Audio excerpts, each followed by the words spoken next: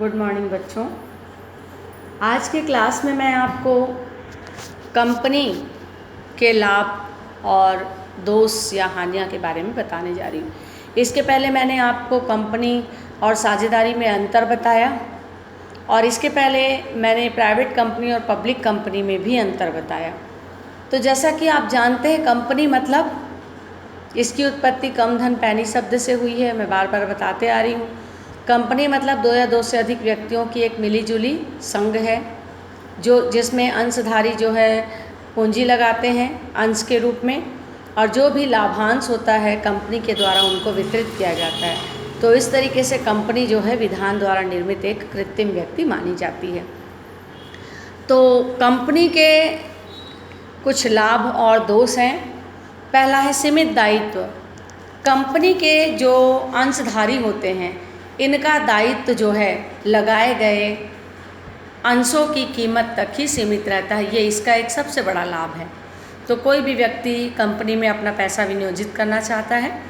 उसी प्रकार से दूसरा जो लाभ है वो है स्थायी अस्तित्व। कंपनी का जो जीवन है वो लगातार चलता रहता है। इसका जो अस्तित्व है वो स्थायी होता है। किसी के आने या किसी के जाने से कंपनी को किसी भी प्रकार का कोई फर्क नहीं पड़ता। चाहे वो अंशधारी की मृत्यु हो जाए, अंशधारी पागल हो जाए, दिवालिया हो जाए, किसी भी प्रकार से कंपनी को कोई फर्क नहीं पड़ता है। नेक्स्ट है अंशों के हस्तांतरण की सुविधा। इसमें जो अंशधारी होते हैं वो अपनी स्वेच्छा से किसी को भी अंशों का हस्तांतरण कर सकते हैं। बड़े पैमाने के उत्पादन को प्रोत्साहन।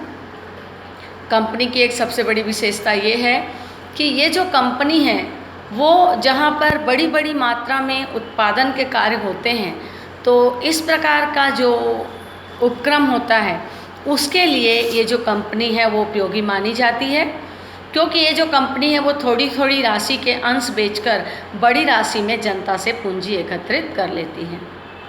उसके बाद वैधानिक व्यक्ति।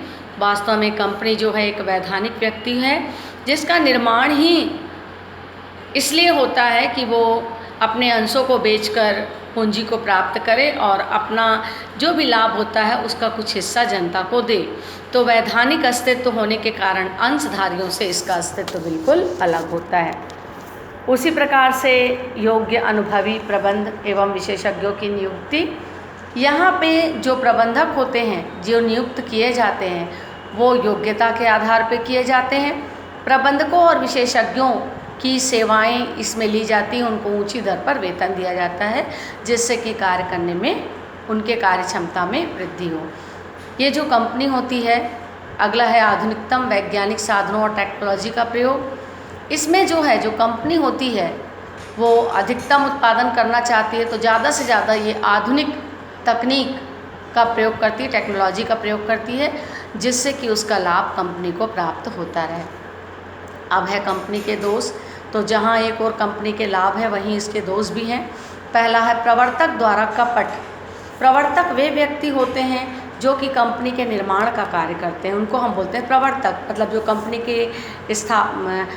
के व्यवसाय को स्थापित करने की कल्पना करता है, कंपनी के निर्माण की कल्पना करने वाले व्यक्ति को हम कहते हैं प्रवर्तक।